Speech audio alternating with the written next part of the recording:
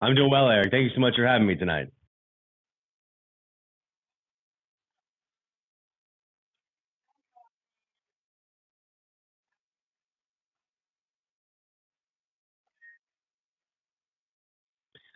Well, I mean, the trade the Cavaliers made today is one that if they were going to make a move, this is the one that I thought they would make, considering, some of the needs they might have had before the deadline, even though they're the top team in the league right now. I like what we're getting out of Hunter, a former teammate of Ty Jerome's. He is a guy that I think can at least, bring something a little bit different to a Cavaliers roster that has played so very well. But against their sort of top counterparts in the East and the West this year with the likes of Boston and Oklahoma City. I can see why a move like this may be made to try and change things up without making them so drastic that it affects team chemistry.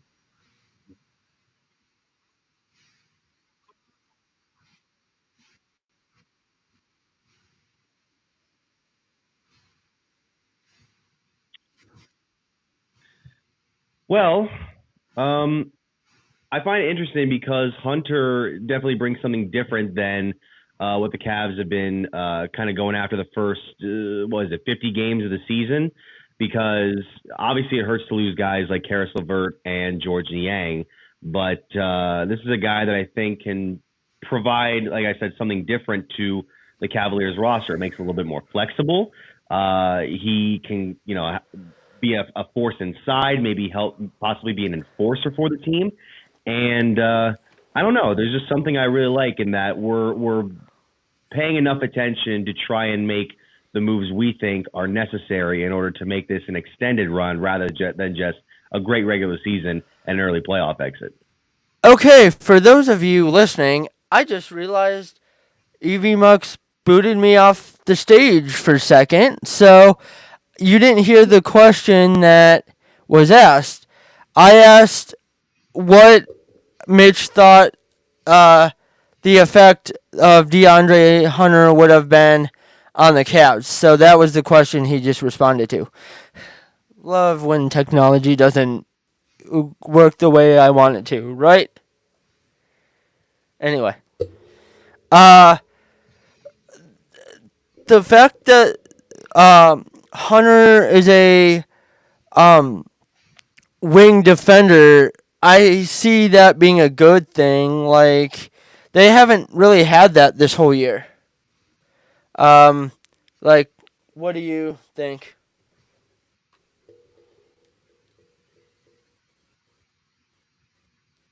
I'm sorry, you talking to me? Yeah. Oh, yeah. Well, I mean, it's Sorry. definitely good. That's okay because the Cavaliers, no, it's all right. Even going back to the JV Bickerstaff days, the Cavs haven't had that traditional wing that we can sort of rely on. I mean, we were looking for the likes of like Dean Wade for the last couple of years, and I like when Dean Wade's on the floor. There was that one stat where like they have a much better record when he's on the floor than when he's not. So he's seen as like a sort of X factor, but he's just not on the floor for good chunks of the season. So bringing a guy like Hunter who can score, who can at least have a pretty solid year shooting from the 3-point line wise. I think he's at 39% this year, which is a career best. This is something that, along with his defense, could bring an extra boost for the Cavs, especially with the last couple of games where it's either they're having these nights where they're struggling to score early on, like against Boston, or they might have some defensive struggling nights like against Houston, Philadelphia, or Detroit, which you've seen in the last couple of weeks. Which is surprising they would struggle against Detroit, uh, being that you would think they'd understand Bickerstaff's system, because he probably runs around the same system that he did in Cleveland, right? Well, it's interesting because I think, if anything, Bickerstaff would definitely know more about the Cavs coming back into what is now what was their third matchup, and obviously Donovan Mitchell being out didn't help. It was just more of that game.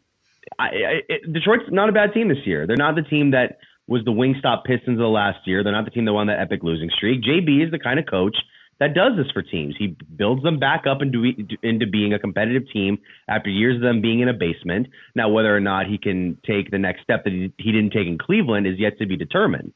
But I don't know. That game was. I understood it was going to be close. I just wish it hadn't gotten that close in the final minute when you're up eight and then a couple of dumb fouls really throw you for a loop. Yeah, I mean that shot by Darius was amazing, especially Agreed. being the fact that it was from half court.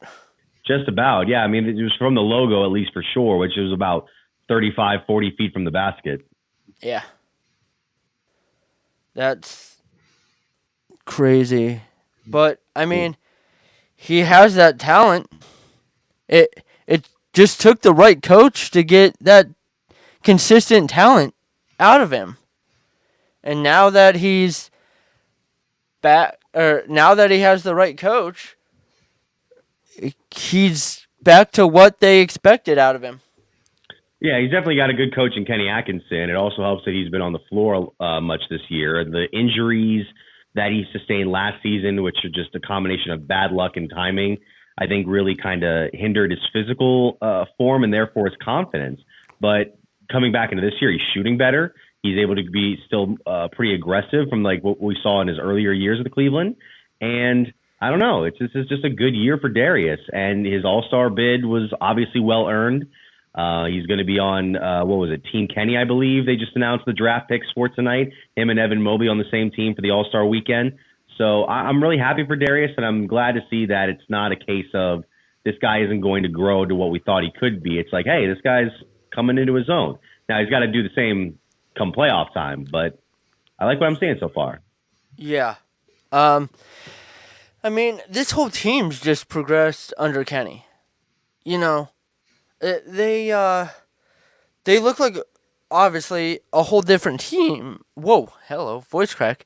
But a whole different team than what they were in the past, really since LeBron left. They're obviously a whole different team since 2018, but under every coach that they've had since then, this is the best team they've had since. Well, this is the best non-LeBron team they've had since probably the 90s. You could definitely make a case that this is one of the top, I think, one of the best Cavalier teams outside of the LeBron era to ever step on an NBA floor. We're talking about those teams of the 80s with some of the Hall of Fame talents in there, borderline Hall of Fame talents. You mentioned some of those teams of the early 90s, even going back to the 70s, some of those early playoff runs. But this is a team that's primed, I think, for bare minimum, second round of the Eastern Conference playoffs, which we got to last year. And an Eastern Conference Finals wouldn't be crazy to think about, and I don't think Finals would be crazy to think about. I mean, yeah. If they could get around Boston is really their only issue right now. Yeah, especially the size, that combination of size and shooting is unbelievable. Mm-hmm. Well, now that they got a wing, that should help, I would think, with some of the defensive issues. I mean, against Oklahoma City too, because I know Oklahoma City, and I'm drawing a blank on his name right now, but has a really good wing that killed the Cavs. I'm trying to think of his name too at the moment as I look it up here, and the name is escaping me right now. But going back to your point, I mean, Oklahoma City had that game against the Cavs a couple of weeks ago where they very much out-physicaled them, and that was without some of their top guys on the bigs, like Isaiah Hartenstein. So with a guy like Hunter, obviously it doesn't solve all the Cavs' problems when it comes to size, because you have to go up against Hartenstein and for Boston, maybe Kristaps Porzingis and Al Horford. But there is at least something that could be looked forward to if you're a Cavs fan for this team to have some more presence in the paint, offensively and defensively, as well as being able to go inside and score. And like I said, I mean, Hunter's not adverse to shooting from threes, shooting the best 3-point percentage of his career this season. Yeah. Evan, do you have any questions so far or any statements? Well, let's just circle back for a second. I didn't catch everything that you said. Welcome, Mitch, Evan. I'm Eric's partner here, just in case we were wondering. What does the new guy bring to us? I mean, I'm just still trying to remember the guy's name. So DeAndre Hunter. DeAndre Hunter. What does he bring to us that we previously didn't have? Obviously we had to give up something to bring him here, but what does he bring to us? As a team, how does he make it the Cavs better? Well, he stands at 6'8", so he definitely brings size to the wing position. He's a good defender. He's a guy that can at least, I think, bring some physicality to the Cavaliers inside, because I think they've had that struggle as a somewhat undersized team the first couple of months of the season, especially in the last few games where it seems like they've given up too many offensive rebounds to let themselves, to keep themselves from getting away from teams in games. Offensively, he still brings, I think, a lot of what is good about the Cavaliers' offense this season, able to score inside. He's still shooting good from three-point percentage this year. And there's this little thing that people are latching onto where he and Ty Jerome were teammates at the University of Virginia, was part of that 2019 national championship winning team. So I think there might be some sort of chemistry that's able to come in, even though these guys have never officially played a game in the NBA level together, Hunter and these Cavaliers players. Whereas a lot of people's concerns coming out of this trade deadline were, do the Cavs want to risk at 41-10 right now, breaking up this dynamic that's made them so successful this season? And on first glance, you want to say no, but at the same time, you don't know where the team's going to be in 2 to 3 months in the postseason starts, especially against teams like Boston, like the Knicks, like even Milwaukee as a dark horse, like even Oklahoma City or Houston in the West. Despite the Cavaliers having the best overall record in the NBA.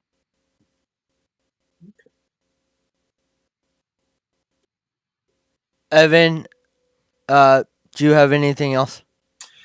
I'm just processing what we went through here. I'll just support what Eric has been saying. Just seeing the Cavs this season is really night and day, and that's what's impressed me when I've watched them on the air. Obviously, last night was a good example.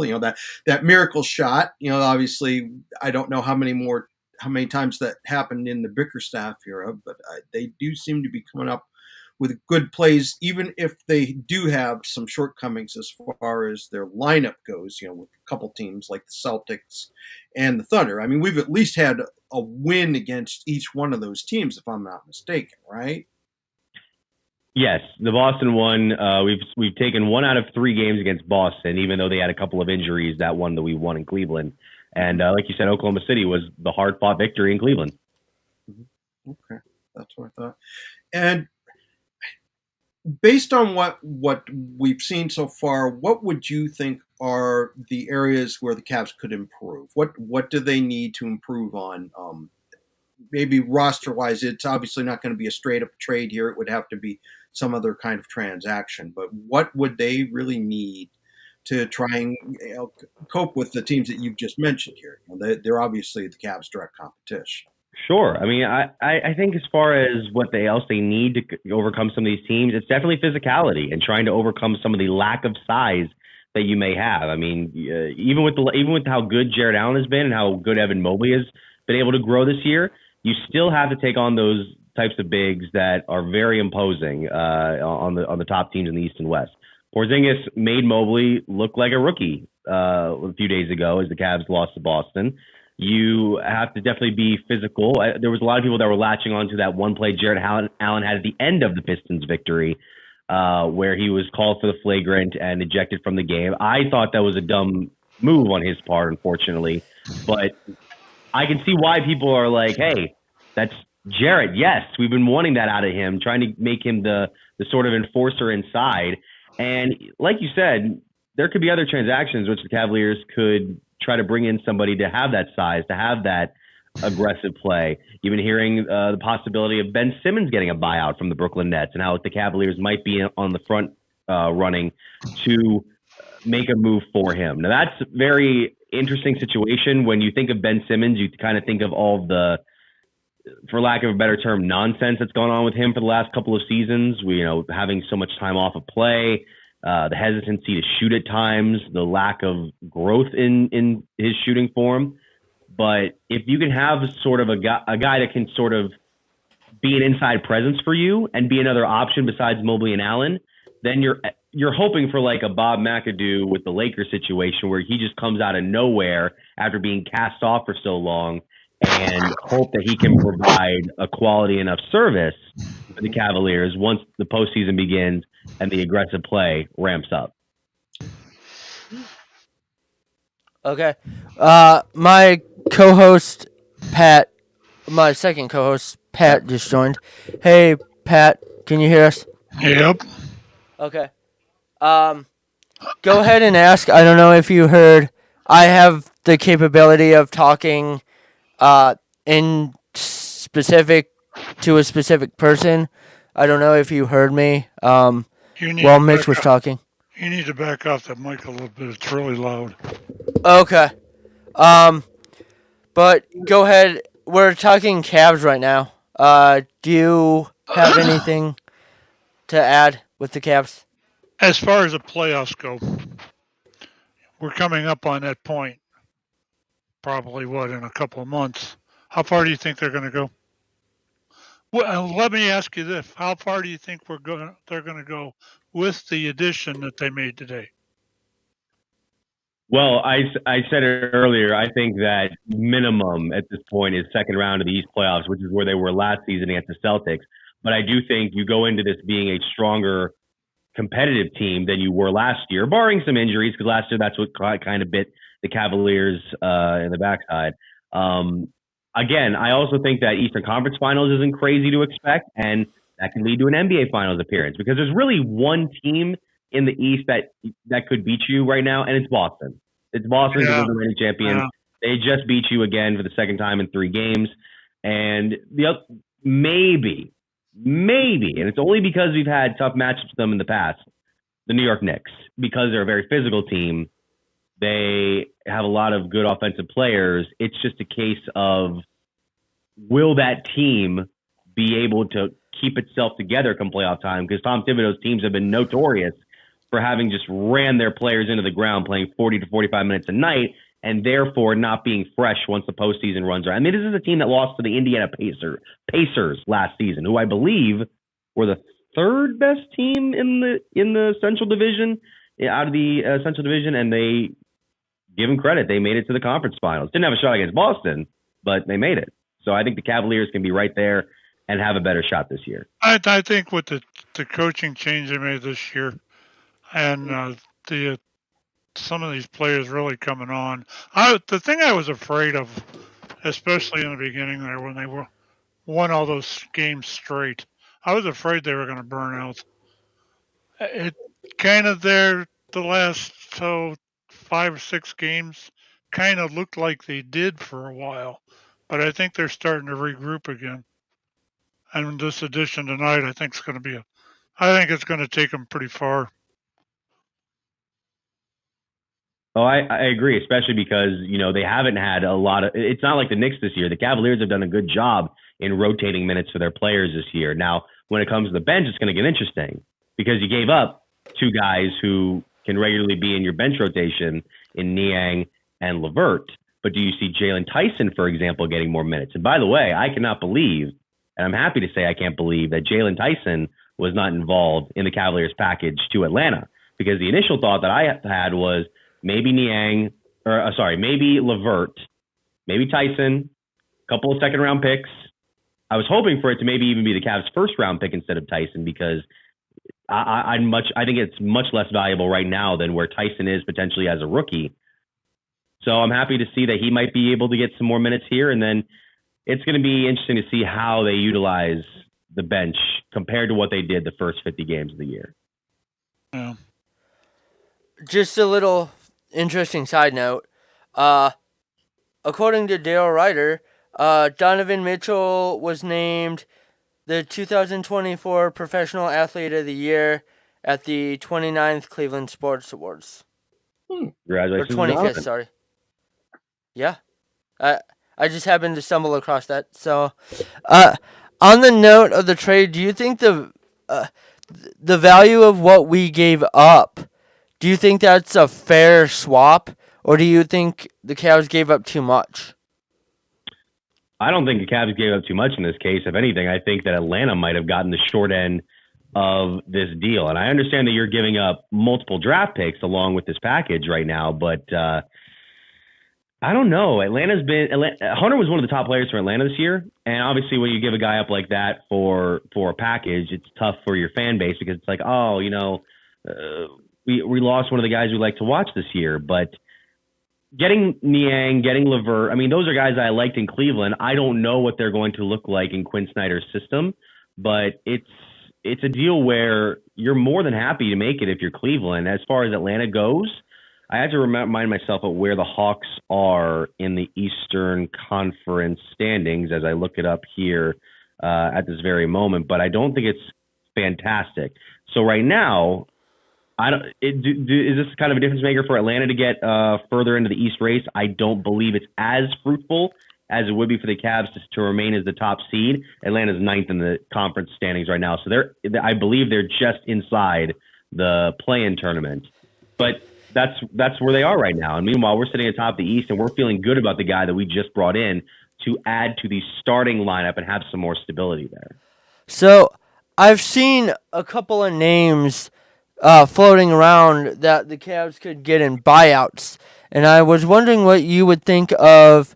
You touched on Ben Simmons a little bit, but Ben Simmons or Clint Capella, who would you rather have and why? That's a good question. I haven't really thought about Clint Capella much in terms of the buyout recently. I'd have to go looking further into it.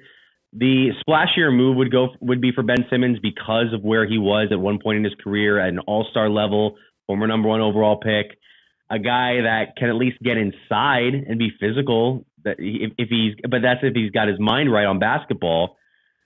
If that's the case, then great. If not, then what I'm hoping doesn't happen is that's the sort of move that disrupts the sort of team chemistry. Because one of the things that's been great about the Cavaliers this year is that it seems like they have great camaraderie, which obviously helps when it's able to stay together when you're winning. But even in losses, you never feel like the Cavs are about to unravel as a team. You never feel like they're just going to start pointing fingers and blaming each other. And then that's what's nice that's a nice level of consistency that you don't have to worry about with this Cavs team. Yeah, consistency, I mean, as we know in any sport's good, but this is the most, like we talked about a little earlier, this is the most consistent we've seen the Cavs pre or post LeBron, since even before we drafted him, most consistent and most together team. I mean, I think really they're better off as a team now than they were with him, and I'll explain what I mean by that. Like, they play better as a team, where it's not focused around one guy. Any of you can respond to that. Personally, I think that I've never bought the idea of taking and building a team around one guy. They've done that with quarterbacks in the NFL. They've done it with basketball and that. I just never went for that idea. This is a team sport. It's called team. It's not called I'm. And I've really personally, I would love to see the Cavs get into the last round of the playoffs at least, because that would prove that they're past LeBron and his son and anybody else that wants to come here. I'm not that I'm against LeBron. I love the guy as a person, but we're past him now. He made the decision to go to LA, and it's time for us to reform and regroup. And that's pretty much what they've did with this team they've got now. I mean, take that game that last night. I think didn't they win by 1 point in the last second? 3. They hit a 3-pointer. Yes, they hit a 3 in the last couple seconds of the game. We haven't done that since LeBron. If you look at that, and it's not just one player that's doing this stuff. I love that. On a side note, if anybody is listening and would want to respond to anything we're saying, please text 330-510-1329 and I will read your texts on the air. But again, 330-510-1329. Go ahead if you weren't finished with your thought, Pat. I just wanted to throw that out there. Like I said, I just think it's a grand idea that we finally have gotten completely by LeBron, and they're going to prove it by how far they go in these playoffs. What do you think? Wake up, Evan! I see you there. My turn. Yeah, carry on. What do you think to the last couple things that were said, Mitch? Well, one thing that Pat touched on, which I really am in agreement with, is the sort of spreading out that the Cavaliers are able to do with their production. It's not just one guy that's you have to kind of rely on and sometimes over-rely on throughout the course of the season, which I think is what some people were worried about for the last 2 or 3 seasons with Donovan Mitchell in this lineup, where it felt like if he wanted to take down some of these top teams, he had to go for a 40-point, 50-point performance, and you obviously can't always win like that. So when you have these nights where Darius is able to take over when Donovan is out, or Donovan is able to break out of a slump and go for a high-scoring performance, or Mobley being able to dominate inside and get some shots up, or even Jarrett Allen being able to produce inside the paint, that is what is good about this Cavaliers team, and I think is what has made people buy into the possibility of them being a serious contender in the Eastern Conference, whereas the last few seasons it's like, yeah, you made a good run to the playoffs, and you could possibly make it, but you still have a long ways to go. Feels like Cavaliers have possibly, and we don't know what the playoffs are going to bring in, they've possibly bridged that gap between them and the top crop in the East, and that's what's made it such an enjoyable season. Oh, hold on. Go ahead and talk first. I gotta figure something out. Eric, what are we gonna do with you, boy? Hey, this sounds like a show when you run it, Pat. Okay, I'll do something. I'm gonna tell you, Mitch. Hang on just a second. I got to keep an eye on this boy. I got to keep an eye on him every second. Don't matter what podcast we're on. I can be on my station. I could be over here with him. Don't matter. I got to keep an eye on him. Go ahead, Evan. Oh, I just, while we've been talking here, I just looked up the Cavs' all-time records for the regular season, and their best record that they've ever had in all their years was 2008-2009 with 66 wins and 16 losses. And I think that this team probably will meet that mark or maybe even surpass it. I don't know if it's going to be quite like the Bulls of the late 80s and early 90s, but it's going to be awfully close. And I would think that would play into the Cavs' favor for keeping the top seed. And certainly they wouldn't be seeing the Boston Celtics in the first round. It would either be the semifinals or possibly the conference finals based on the way these matchups would be arranged. So I just figured I'd mention that. It's very fascinating. You mentioned that team, that 08-09 team that was considered one of the best Cavs teams ever, and unfortunately didn't make it to the finals that year. It's the starting lineup that they had back then compared to what we believe them to have now is I don't want to say it's night and day, but it's definitely a very stark contrast because you have the likes of LeBron James in there. Then after him, you have, and keep in mind, these are names that we love in the Cleveland area that are revered, and they absolutely should be for what they brought to the city.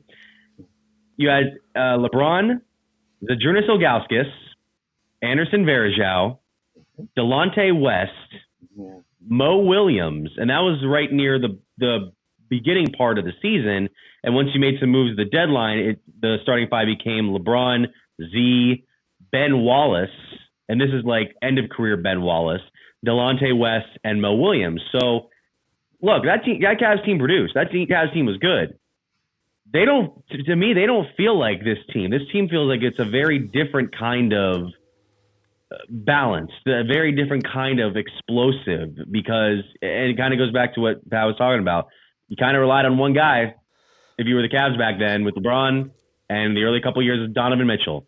Now you're seeing a team that I think has been able to flesh out all of their starting, I'd say their core four, along with potentially Hunter here at the 5 or whoever would fill in if there's ever a need for it. So that's what makes this team so exciting, and that there's unlimited potential to where they could go if they can get past the juggernauts to take down for the championship. For any of you just tuning in, we're talking to Mitch Spinell from 92.3 The Fan. And was somebody about to chime in? I just needed to reset real quick. Nope, go ahead. Okay. But where do you think this, and you might have kind of answered this earlier, but do you think this puts the Cavs over the top in the conference? Do I think that puts them atop the Eastern Conference? You mean? Yeah. Well, I mean, they are the number one team in the East right now in terms of standing, but I do think that there is sort of I don't want to say a disconnect, but there's definitely a sort of mindset with a lot of NBA fans right now, particularly those outside of Cleveland, where yes, the Cavs are the number one team in the East, but they're not the reigning NBA champions. They're not the team that gets the most press, even though they've gotten more press this season. And they're not the team that we expect to win the Eastern Conference. Because I think after that game against the Celtics a few days ago, that put it in people's minds that like, oh yeah, the Celtics can really still bring it. And it feels like at times they played on autopilot this season. They went at 500 record level for a good stretch of January. And when you get this late in the season and you have all the talent that they have, it can be easy, kind of like what LeBron was able to do. It's easy to kind of just flick that switch and turn it on. And you saw with guys like Al Horford, who I can't believe has learned how to shoot this well 17 years into his NBA career, 18 years since he came out of Florida. I mean, you have Derek White, who's not had a great year, but he can definitely shoot well at the 3 when needed. And then, of course, you have the 1-2 punch in Tatum and Brown. They got guys like Peyton Pritchard coming off the bench, Porzingis being a big. It's it's amazing how well-rounded that Celtics team is. I'll give them credit for that. It doesn't mean I don't want the Cavs to go out and beat them come playoff time. So I still see the Cavs as a serious contender, but it's hard for me to say that this is like far and away the team to beat in the East right now because they still have the mountain to climb.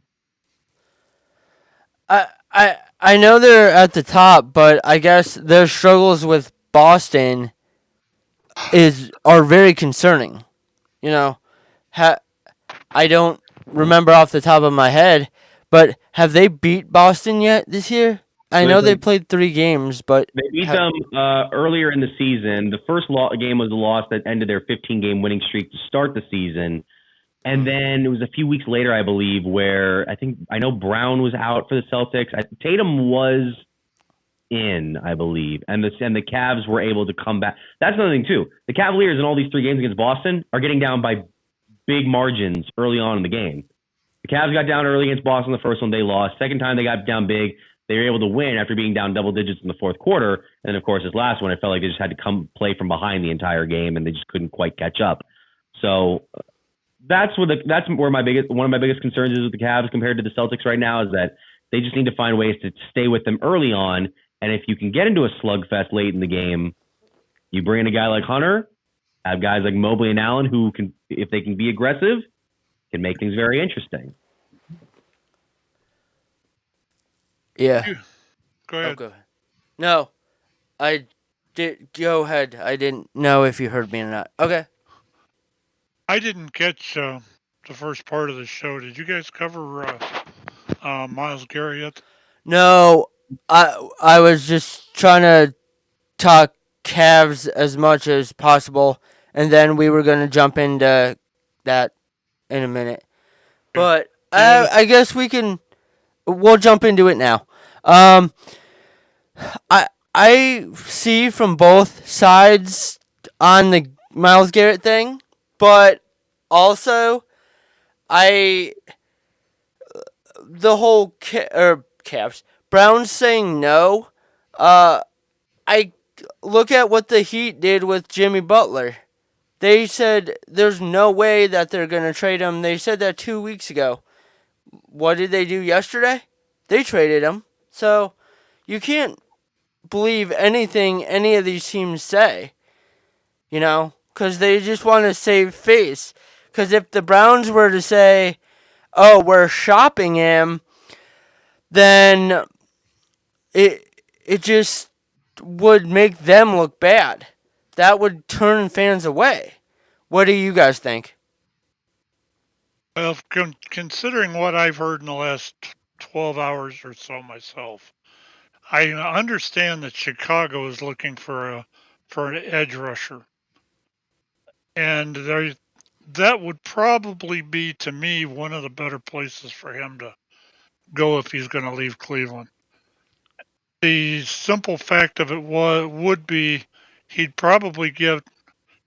I think that the rumor has it that they offered the Browns a first round pick, a second round pick.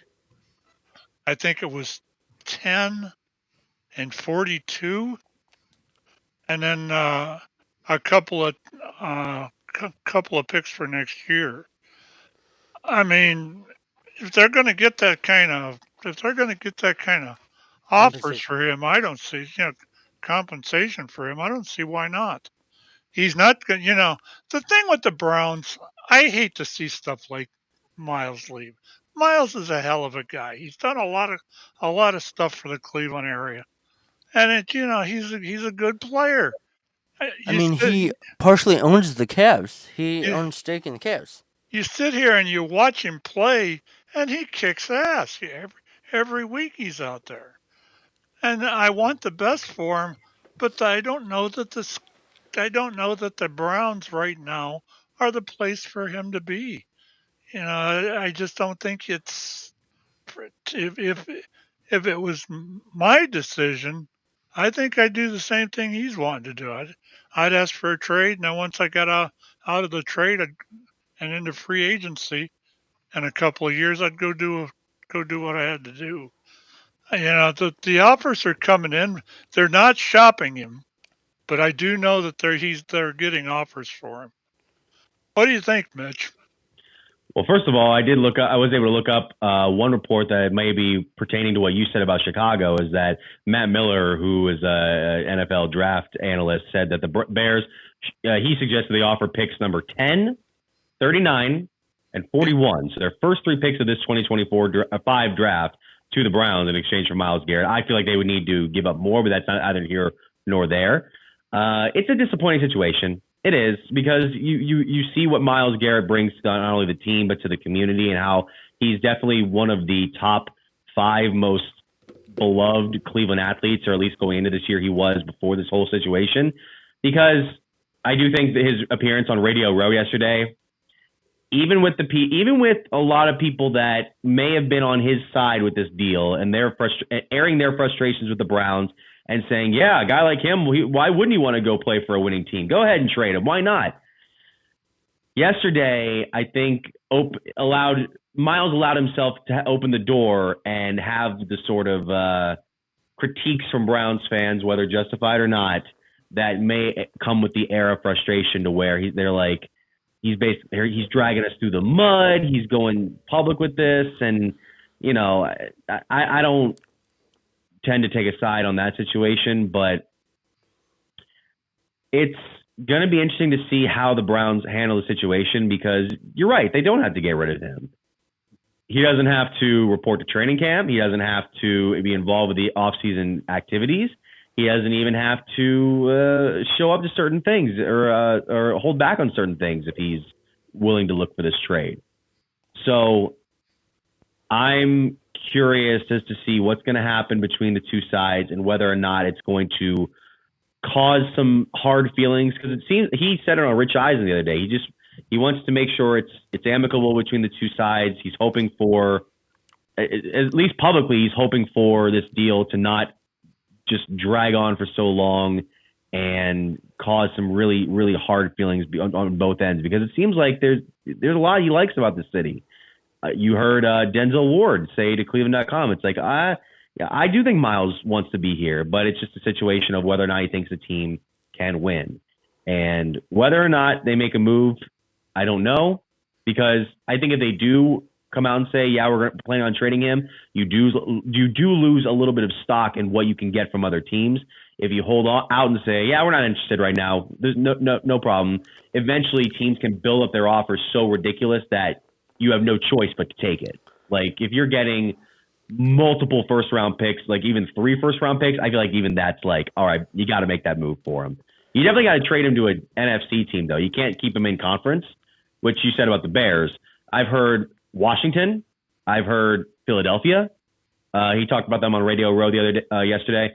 I've heard Detroit, and those are teams that could do some very, very good things in the postseason. If they did trade Miles, could there be a domino effect where other players? I know Denzel came out and said what he did, but like Delpit or JOK, could there be a domino effect with those guys where they're like, we don't want to be here? Well, I mean, JOK, who knows after that injury last year. Right. But if he does heal up and is able to play, what do you think there's a domino effect possible or most likely? And that's a good question, because you did mention the Denzel thing, and he commented on whether or not he might have to reconsider his future in Cleveland should the Browns move on from Miles. You also have guys like Joel Bitonio, for instance, who might just consider going into retirement because we don't know whether he's going to come back next season. He's getting up there in terms of his NFL career, fantastic NFL career. I'd even say you could even make a case for later on in life could he be a nominee for the Hall of Fame? Certainly the Browns Hall of Fame at least. You have the guys you kind of mentioned. JOK is going to be interesting just because they don't know when or if he'll be back from his injury. Grant Delpit, he did sign his contract late in 2023, so at least he still has 2 years left on his deal. But there is that sort of potential effect where the Browns, if you trade your centerpiece of the defense, you could say centerpiece of the franchise for the last 8 years, that's where I think the floodgates open, and then you start selling off the talent to try and build up in the draft for the next couple of seasons. Yeah, but don't you think that the age thing here to me is a big factor. When you start getting some of these players start getting upwards of 30, and your quarterback gets close to 40, it's time. I don't care how great they are. It's time to move on. I mean, look at what's happened in the past to some of these other teams, like with Jerry Rice, like with Marino. They knew it was time to go. Those were the centerpieces of those teams. Hell, you can even go back to Broadway Joe from the Jets. It was a time for them to go, and I think personally, I hate to say it, my heart breaks for this, but it's time for some of these Browns players to go, and I hate to say it, but I think Garrett's going to be one of them.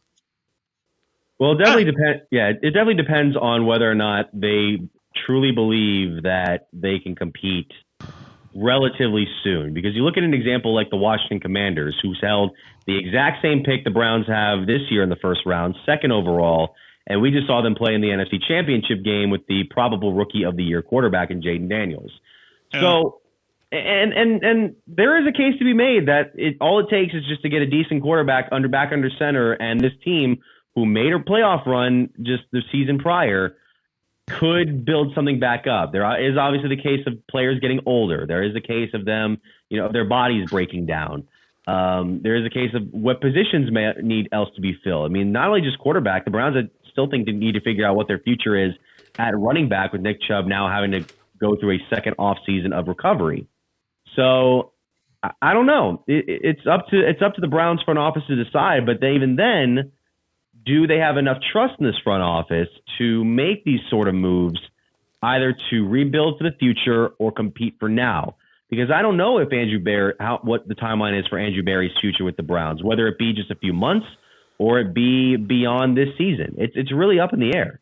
I heard rumors a couple of months ago that if pretty much at the end of the season, that Berry and D. Podesta have one more year, and if it doesn't happen, they're gone. Makes sense. I don't know how true that is. I couldn't confirm it, but that's one of the rumors. I read a lot of different sports news things, and I got to tell you, I've been a Browns fan since 1964.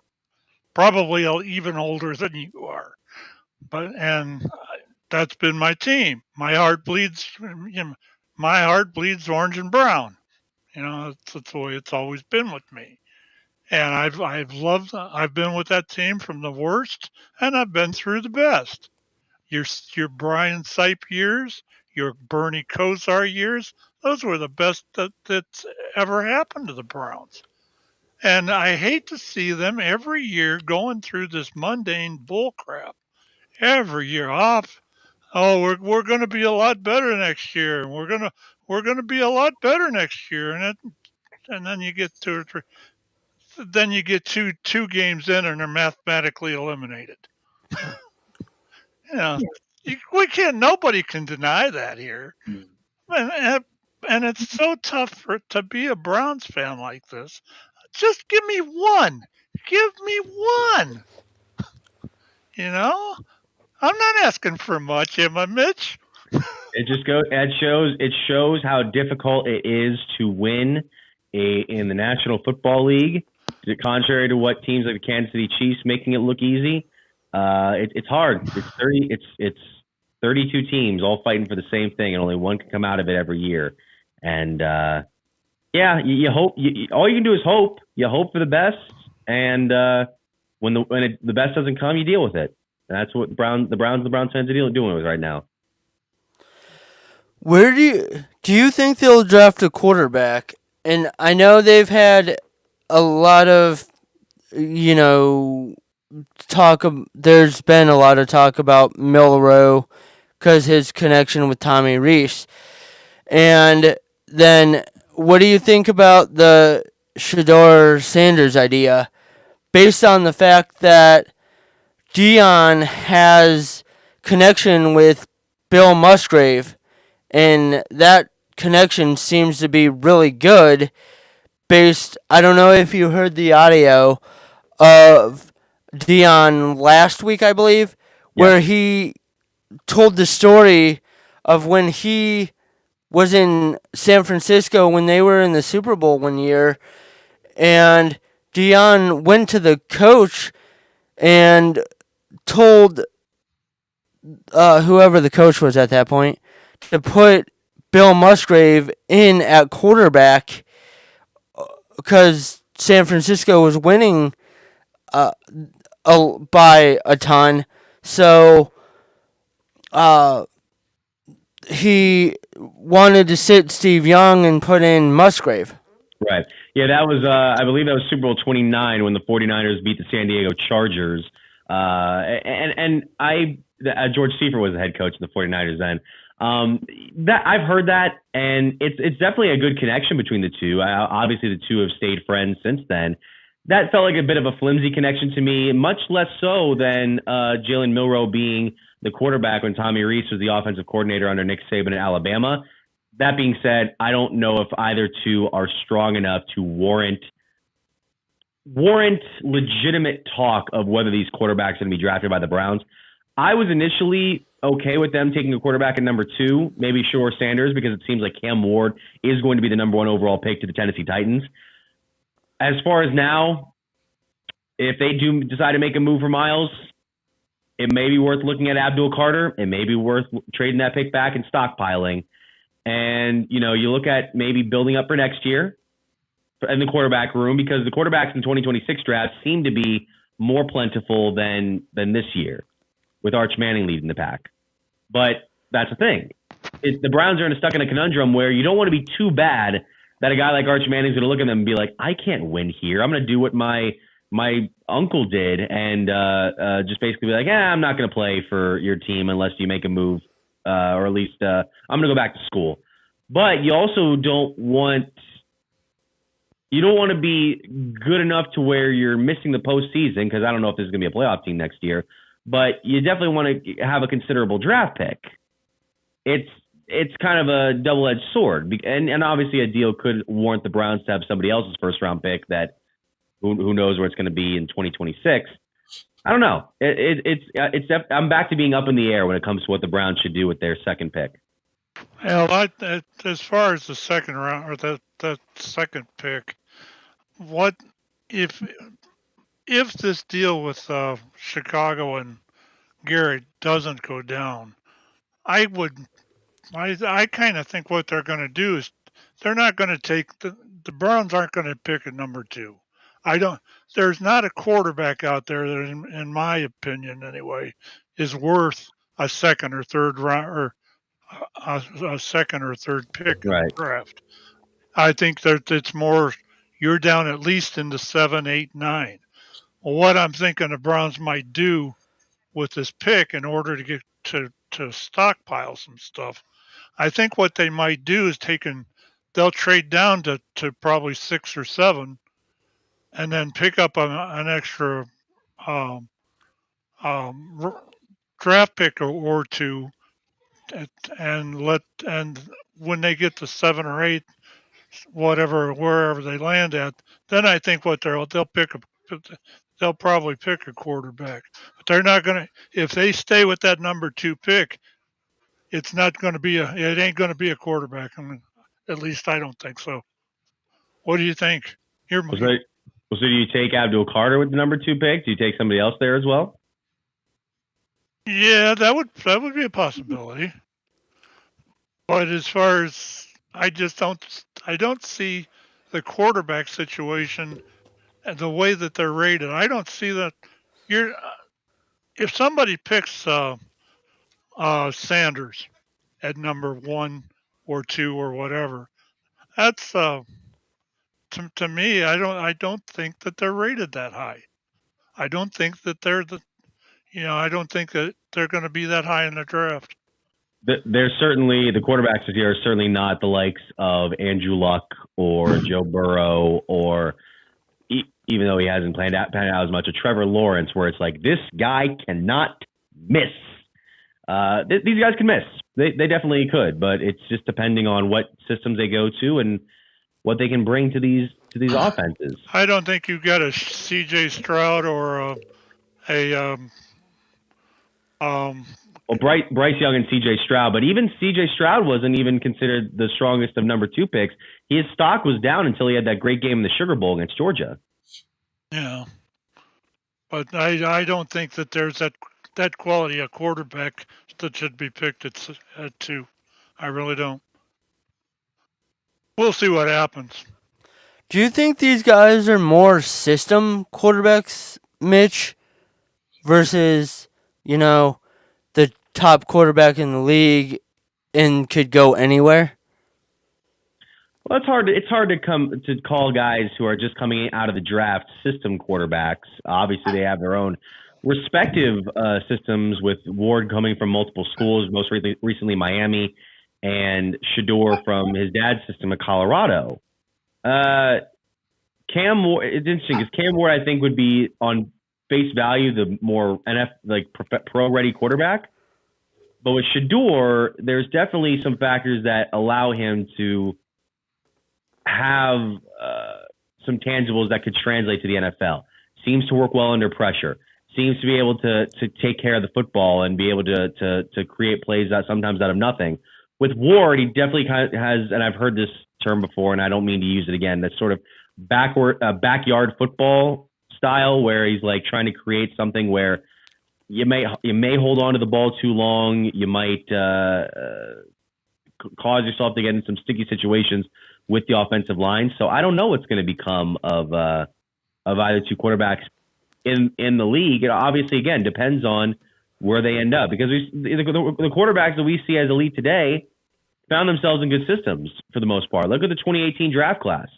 I'd say the most pro-ready quarterback it turns out to be Baker Mayfield, and he went to a system, that was had a lot of changes in his first couple of years. Different offensive coordinators, different head coaches. I mean, he's on his seventh offensive coordinator since he joined the league, because the guy who was his offensive coordinator in Tampa Bay just went over to Jacksonville to be the head coach. So, but going from that, Lamar Jackson was seen as kind of a project when he went to Baltimore. Josh Allen, his first couple of years, did not look like the Josh Allen that we see now.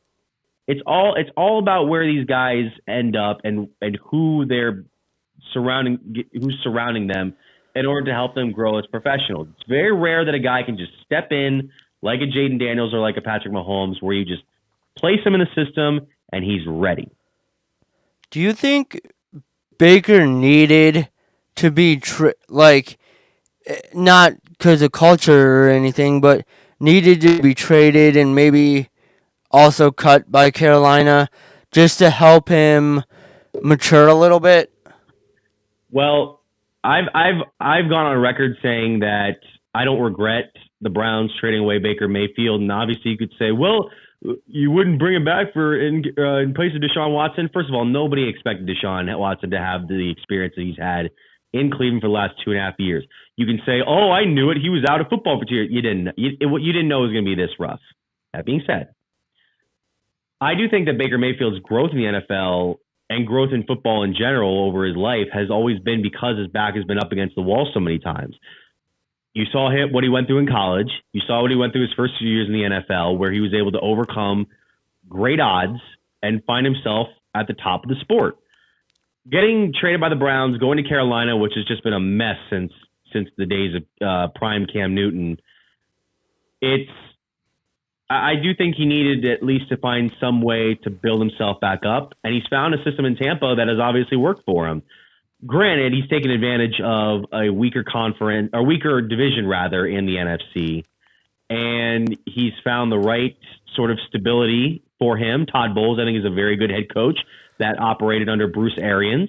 You had good players around him, a lot of them still stemming from that Tom Brady Super Bowl team of a few years ago. So it's hard for me to say, like, oh yeah, Baker needed this to happen. No, actually, I take that back. It did need to happen for him, and to be able to overcome some of the problems he had early on in his career, where still being a young guy, those are sort of the things you have to just kind of work out of yourself once you become like a mainstay veteran in the league. And he's done that. And I have no problem with him having the success in Tampa Bay compared to what's happening in Cleveland. It's like, hey, he's earned it. I'm not here to say, oh, he doesn't deserve this. Tampa, like, no, he's fought for what he's gotten.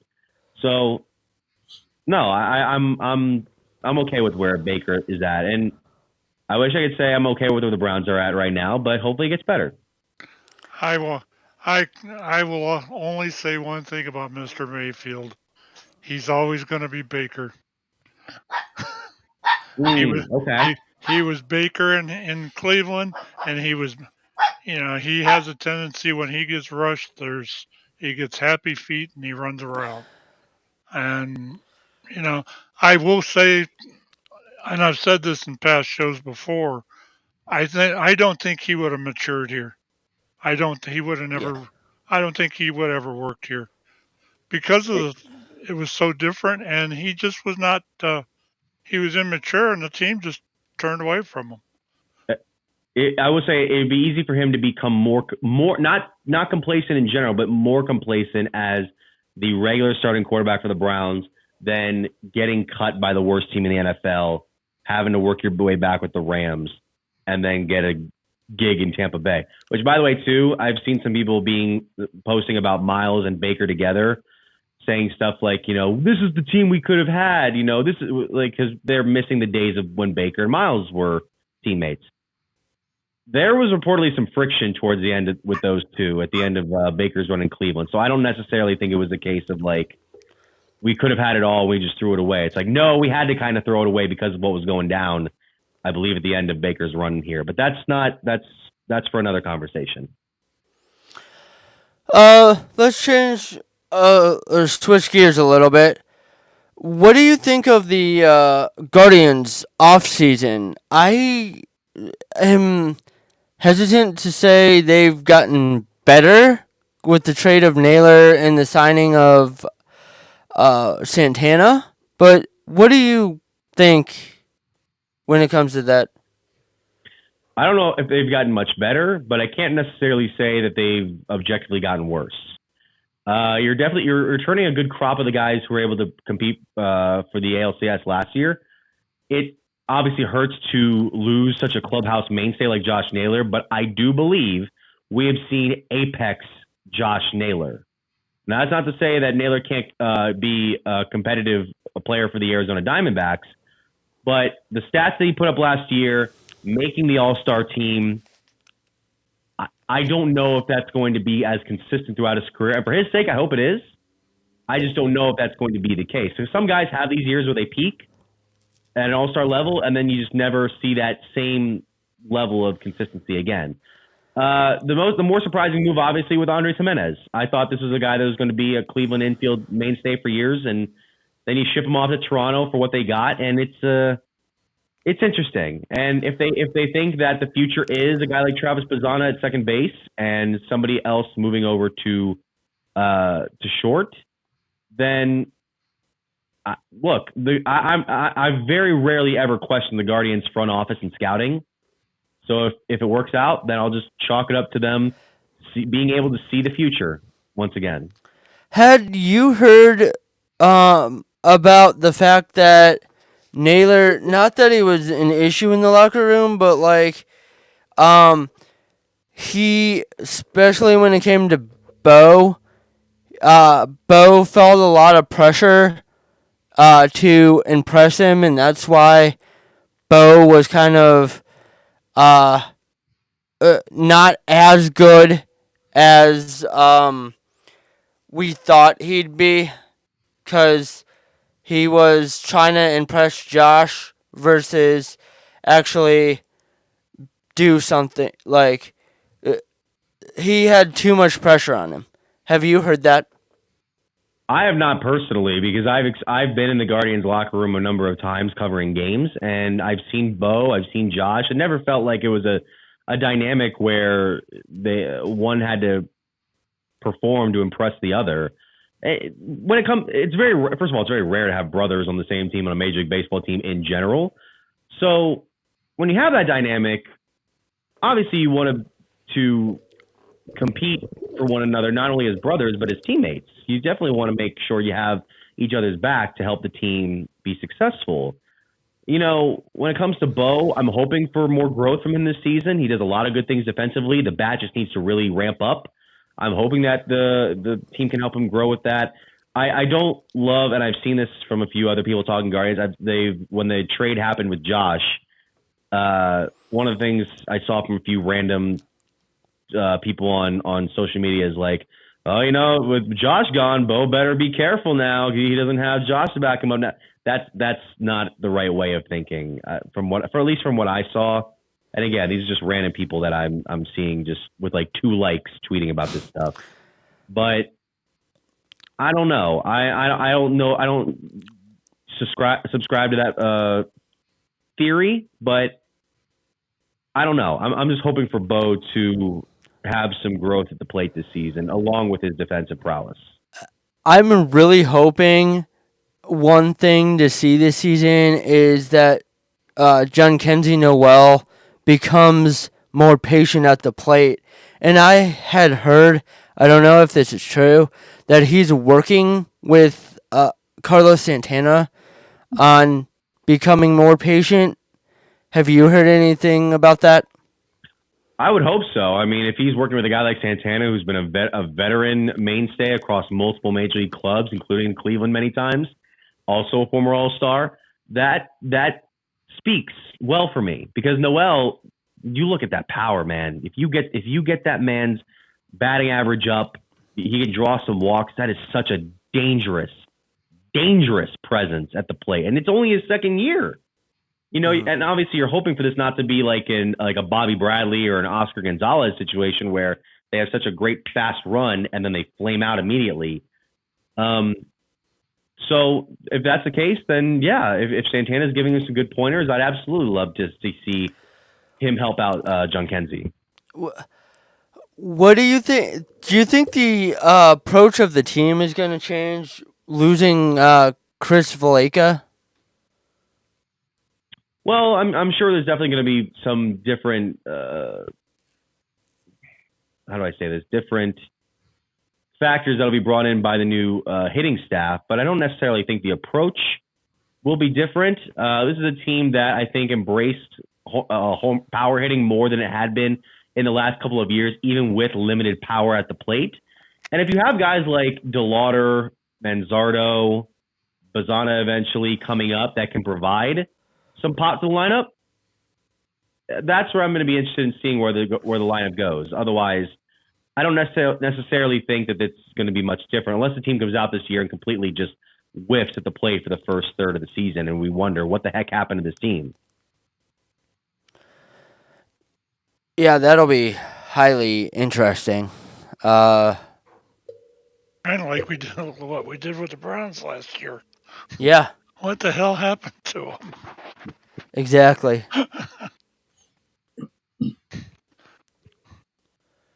But what do you think about Ryan Day getting $12.2 million? I did want to bring that up. Sorry, Eric. I'm taking you read my mind. All right. Hey, taking over your show again. It is hard for me to argue against the reigning national championship head coach getting a contract extension, and you hope that this can lead to him continuing a solid run like that, because I think we saw for the first time what Ryan Day with an unleashed mindset can do with all this talent that Ohio State's able to stockpile.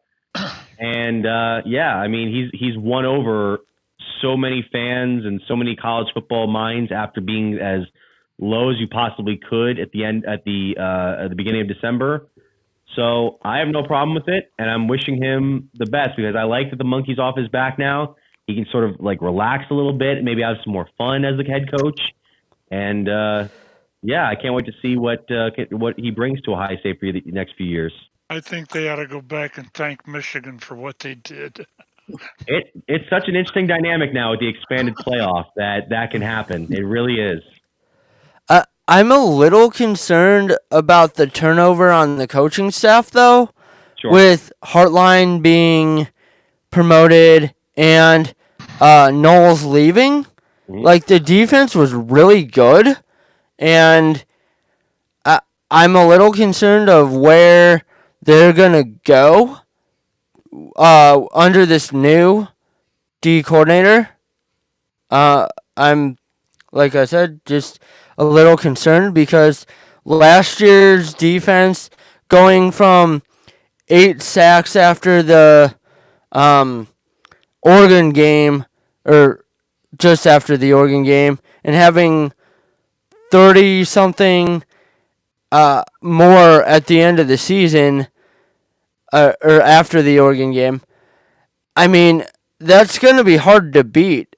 I don't know much about the current defensive coordinator, or the one they just hired, but I'm kind of concerned that they're going to take a step back. What do you think?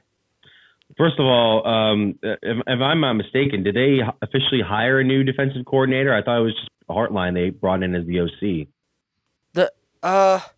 I thought there was rumors that they were going to hire, but okay. Let me see. I think I did see. What was it? Not the guy from Pittsburgh. I think the guy's last name is Bates.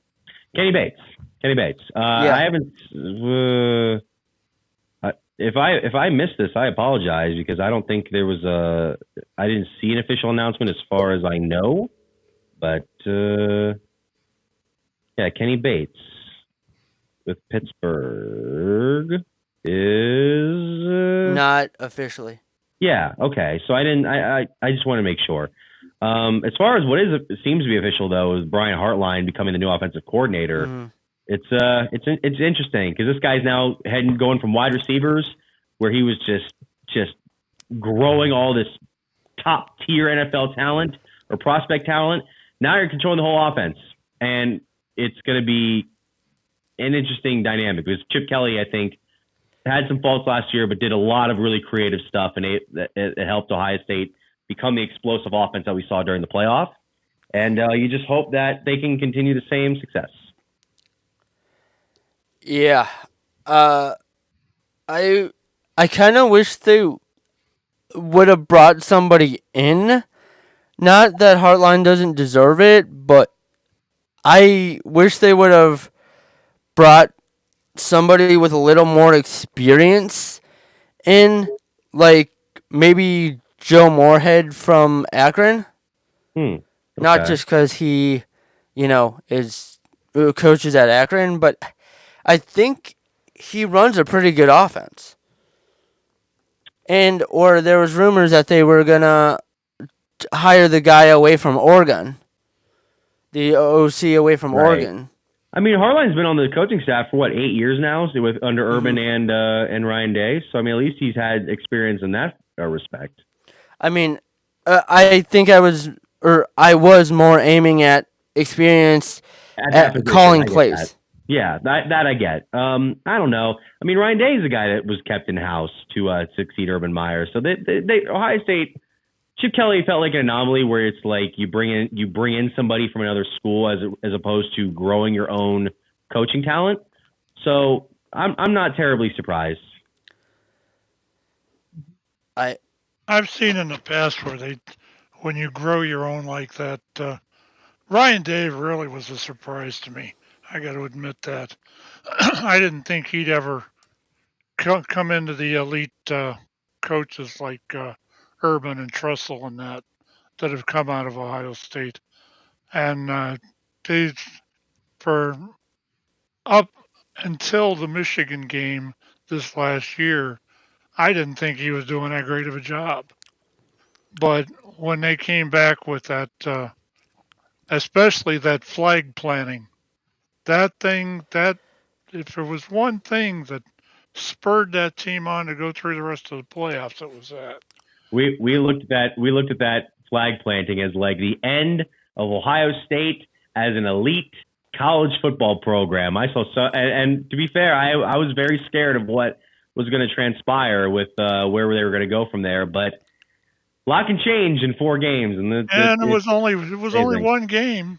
It was only one game. But it was a very impactful game for sure, because that game just felt like, what the hell just happened? When they went to play, if you looked at Ryan Day, looked like he was about 3 sheets to the wind, and that quarterback looked like he was about half asleep. And you watch that game, and then at the end of it, wasn't really that hard fought, like you would have thought with the typical Michigan OSU game. But that flag planting, man, that was the end of it. And Ohio State really showed the heart they had. Yeah, I think it was just a case where they just overthought how to beat Michigan because they hadn't beat them in a couple years. And there's definitely going to be some pressure, at least, when you go to Ann Arbor this year, even as the reigning champions. But you hope that a win like this can kind of make him be like, oh, yeah, we can beat these guys, especially because Michigan's going to be better this year. I don't think they're going to be on the same level as the Buckeyes as of now, face value. I've been on record as being not a Will Howard fan, but, I mean, he, I guess, proved himself a little bit in the playoff, but I still think the receivers bailed him out a lot. I'm a little concerned with the experience at quarterback going into next season with Julian Sayin being a sophomore and not really getting a lot of playing time. I'm thinking that if he doesn't transfer, I think Kienholz would be maybe a better choice, at least for the beginning of the season, than Julian Sayin. Well, it's going to be interesting to see because I've heard has gotten a lot of good press since the end of this past season, where some people are saying he might even be the top Ohio State quarterback in years, like in terms of like a finished product. I haven't seen much of this guy in games, so I don't want to throw myself into that. That's what was always interesting about Ohio State up until a few years ago, is that their quarterbacks, you always got a glimpse of them at some point during the regular season because they would blow out certain Big Ten teams so badly that they'd be in by like the middle of the third quarter. Like I saw JT Barrett come in for Braxton Miller. I saw and Cardale Jones to an extent. I saw Dwayne Haskins eventually come in.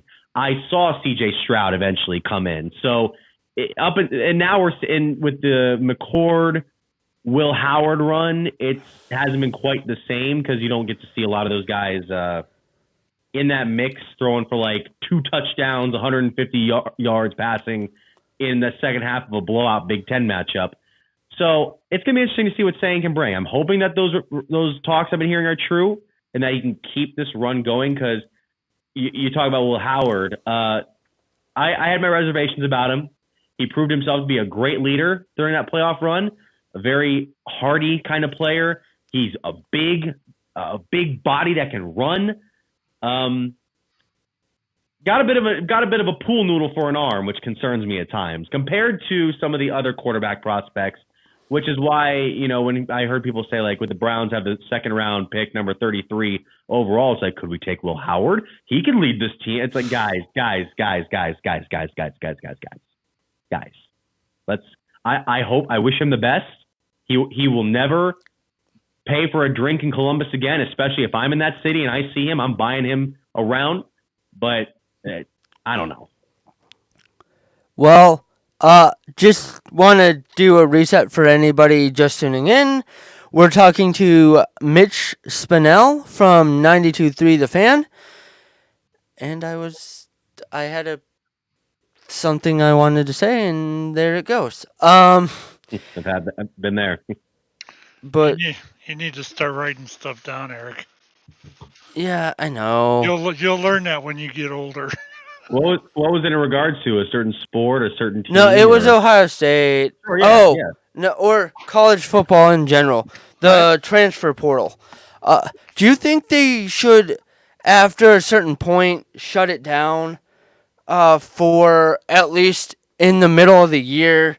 Because look at what Kyle McCord did, leaving Ohio State in during the prep for I forget what bowl game, but whatever bowl game they were in. I believe that was the Cotton Bowl you're referring to last year, which is the game that Ohio State beat Texas in this year. Yeah. Yeah. Do you think they need to shut down the transfer portal and not let guys who were in the bowl games transfer till after the season's over? I don't know if you would be able to do something like that. I mean, first of all, the transfer portal closes at the end of every December, but there is a case of like you mentioned, the players opting out of bowl games. That was always a reality before, I believe, even before the era of the transfer period. Wasn't it one of the Bosa brothers for Ohio State that decided to just leave the team and go right to the National Football League draft? Yeah. I will say that the transfer portal definitely does need some regulation in terms of like just guys just opting out at seemingly any time that they want, any year that they want, I should say, and playing for multiple teams in their careers and getting paid millions of dollars to do so, which this is the vision that a lot of people wanted for college athletes for decades, making sure they get compensated for their efforts. It's going to be interesting, especially with a lot of teams that are able to pay more than others. You're going to see we're seeing the game of college football become more top heavy than it's ever been, even in the past. So that's tough for me to say. Like how it should happen, I don't know. Should it happen? Possibly. Do you think there's too much influence from parents with these athletes? Like looking at Odell Beckham, his dad, when he was in Cleveland, or Kyle. I knew you were going there, Pat. That's why I jumped. With Odell in Cleveland, or in the case of Kyle McCord, where his dad went into the office of Ryan Day and mostly said, if you don't guarantee Kyle is going to start next year, he's transferring. Do you think, or Deion Sanders telling teams that Shador won't play for certain teams, do you think these players' parents are influencing them too much? I don't know if it's a case of them being influenced too much. I definitely think it's a case of us hearing about parents' influence more when it comes to these athletes than it ever has been, because we really did. It wasn't really I guess I can't speak for back then. I don't know if it was as public a thing as it is nowadays, where you look at something like the Sanders family. Deion likes to put himself out there. Obviously, his kids play for him, so obviously it comes with the territory. You hear about it more, so you're automatically assuming like, oh, they just have too much influence over that, too much that they're acting as helicopter parents, so to say. And in some cases they might be. Some cases they might be overparenting or, doing things that their kid may not necessarily want. But I don't know if that's the case of it being, if there's like too much influence there, because when it comes to parents, they're the first people you trust when in your life. Like they're the people that raise you for the most part. Obviously, there are certain situations for other families, but they're the people that raise you, the people who teach you right from wrong, the people who you can trust, the people who can kind of guide you through certain things in life. And when you're 17, 18, 19, 20 years old, you still need guidance, even though you're feeling like you're an adult for the first time. So I can't say it's too much influence from parents. It's definitely just a case of us focusing in on it a little too much at times. What do you think of Travis Hunter? If the Browns were to draft him, and are you concerned at all the fact that he doesn't, like, obviously he played receiver and defensive back, but that he doesn't have a position officially that he's going into the NFL draft as, where he could play both sides of the ball? Is that a concern? I don't think it's a concern. I just don't know if he's necessarily going to be able to keep the same workload that he did in college, where he was playing every single down. You can't really do that at the NFL level. It's seemingly, unless, he's as well conditioned as anybody.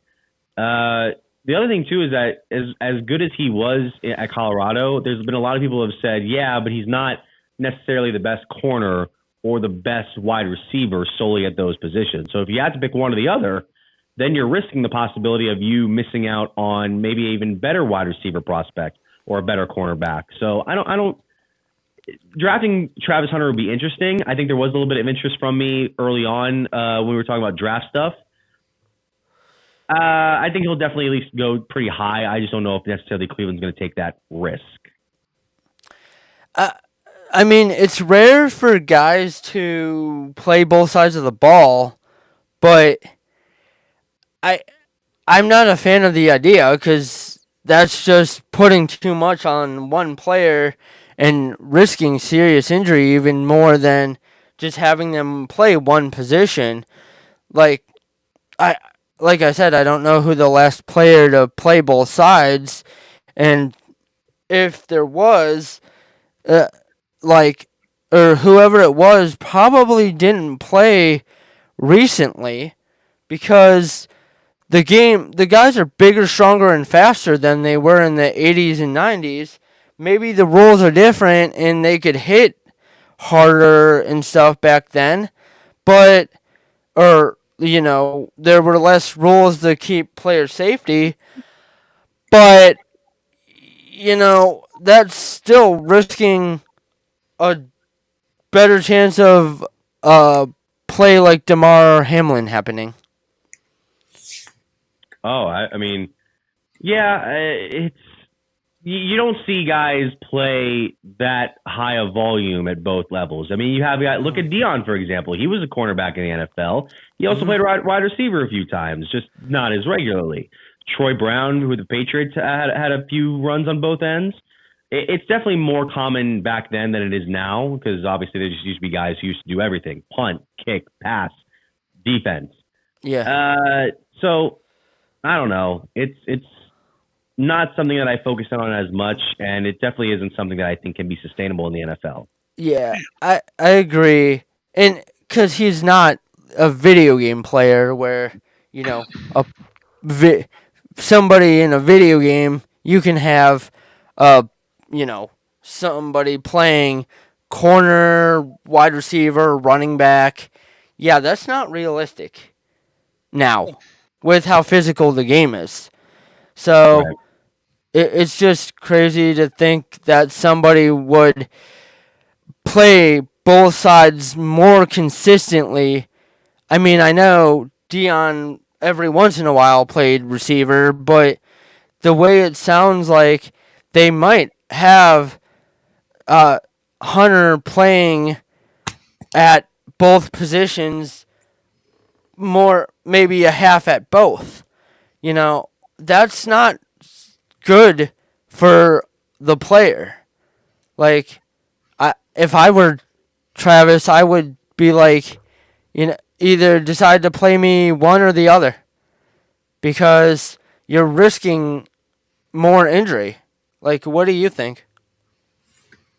Yeah, I mean, it definitely is risk for injury, considering the volume that you play, whether your body can handle it. Yeah, there is a concern to that. I mean, again, they can say, he's going to play on both sides as much as he wants, but it's one of those cases where you'll believe it when you see it. Oh, in some aspects, you do. At least offensively, you play. Some players can play on two different. They play on special teams. Yes. Mm-hmm. And they play on the offense. That's kind of sort of what we're talking about there. I don't know. I can remember a couple of players that were defensive players that actually played on special teams, but I don't remember anybody recently. Anyway, anywhere near recently that's done that. The rules of the game changed too, and that's especially over the last couple of years, that's limited some of that stuff. You can't play offensively on like a kickoff or anything like that now, because it's just not going to work. It just doesn't seem like, at least it doesn't seem like that to me. You're going to be on one side, you're going to be on the other. That's the way it's been for a while. Like, special teams wise, yes, guys play both either offense or defense and special teams, but that's different than lining up on, as defense and offense. That is a lot more common for guys to play special teams and whatever side of the ball they play on, because the reps are less on special teams than they are on playing as a defensive guy and an offensive guy. Like, I see how they could do that, but I just don't see the reps on offense and defense, because I get player safety is a controversial thing, kind of, and just look at the kickoff rule, and we'll get into that in a minute after I stop droning on with my question. But what do you think about just the player safety rules, I guess, now, other than the kickoff? We'll get into the kickoff in a minute. Do you think they're taking away from the game, or they're actually good for what their purpose is? Well, it's definitely altering the game in ways we haven't seen before. You mentioned that kickoff rule, how it takes away it takes a different approach from decades of what we've seen from the kickoff rule on the professional side, and you're essentially now being like, all right, we're going to make a change where guys aren't just running full speed into each other, but at the same time, it's not going to have that same dynamic that people are accustomed to. And changes like that, I think people can get used to with time. As far as like, the way players approach tackling now and how they handle certain positions, position players getting hit, that's where I think you might be able to lose more fans than you might be hoping for. It's a quarterback league, obviously, but there are times where you just think like, oh, they're not handling this in the way that is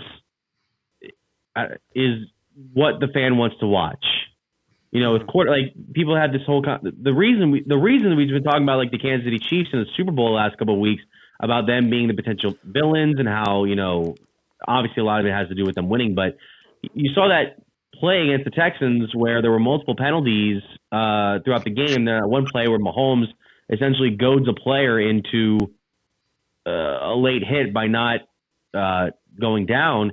It makes you kind of wonder, like, where is this league going with this? Because obviously you don't want to get guys hurt. You don't want guys to have unnecessary injuries or life-altering situations. But is this really where the game is compared to what you were accustomed to back then? Where, guys were slamming into each other back then. They just let them play on. And then in a few decades later, they had certain issues with their mental states, and that's such a tragic and unfortunate occurrence. Oh, Margaret. Do you think? Oh, sorry. I'll let you. I said, "Oh, Margaret." Yeah, just the one game that I watched there. It was in the playoff. I think it was the first round of the playoffs. Two guys collided over top of each other. They were on the same team, and they collided on top of the quarterback. Never touched the quarterback, and they got him for roughing the passer. This is just, you might as well bend over and smooch the guy's rear end, and it's happening. It seems like it's happening with it seems like it's happening with teams like it used to happen with Brady and the New England Patriots. Ben Roethlisberger was another one. It always seemed like they protected, the NFL protected those players, and now it's Mahomes. And that it just, to me, this is stuff. I just don't. It almost makes it look rigged in some aspects. I don't want to cover, even close to cover that subject. Sure. But when you're overprotecting it, and you could see when they did the replay on that thing that the quarterback wasn't even touched, and yet they got him for roughing the passer. How do you justify that? We find that less justifiable nowadays, especially because we have high definition instant replay. We have the benefit of being able to see it multiple times from the comfort of our own couches, as opposed to referees seeing it on the field in real time with players going at top speeds. And then if they do get the replay, it boils down to whatever they see in the operating the crew in New York sees, and essentially you're just relying on, did the cameraman get the right angle on this particular play or this particular penalty? It's hard to contain that sort of argument in the bottle, but I don't know how you can really fix it other than just being so diligent with the replay that you have to go to on every play, which people were complaining about a few years ago when it came to stuff like the pass interference replay, the pass interference challenge, how it only lasted 1 year because it was slowing down games and it wasn't worth the effort. So it's never going to be perfect. That's sort of the harsh reality of sports. But football isn't supposed to be. No, yeah, but it's you just try to do the best you can with it. Do you think targeting should be more prevalent in the NFL? Do I think targeting should be more prevalent? Yeah. Like, what do you mean by that? Because they don't really call targeting that you much mean as or a- at all.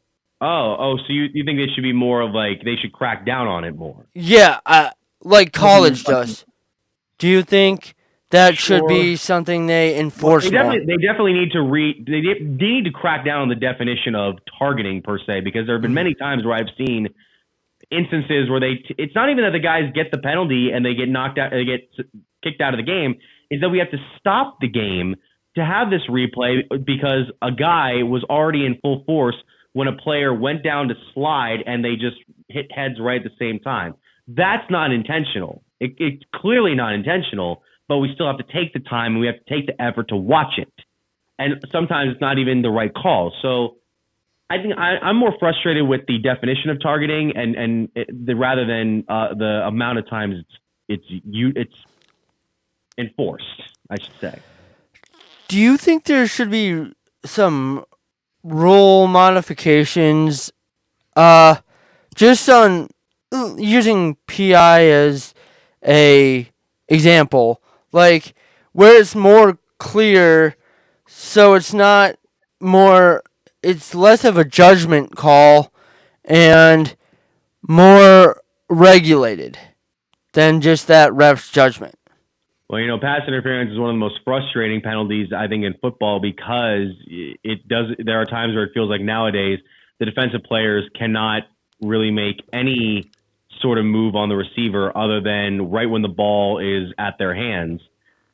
As far as how the approach to it could change, I mean, maybe they could allow for some more slight contact, but then players are going to abuse that. Players are going to stretch that as far as they can go, and then you're going to have the argument of that should have been a call instead of, how many pass interference penalties are we going to have in this game? Can the guy get a break? Can the cornerback get a break? Mm-hmm. And then you don't get any holding penalties, and you see them all over the place. Mm-hmm. Sometimes, yeah. Yeah.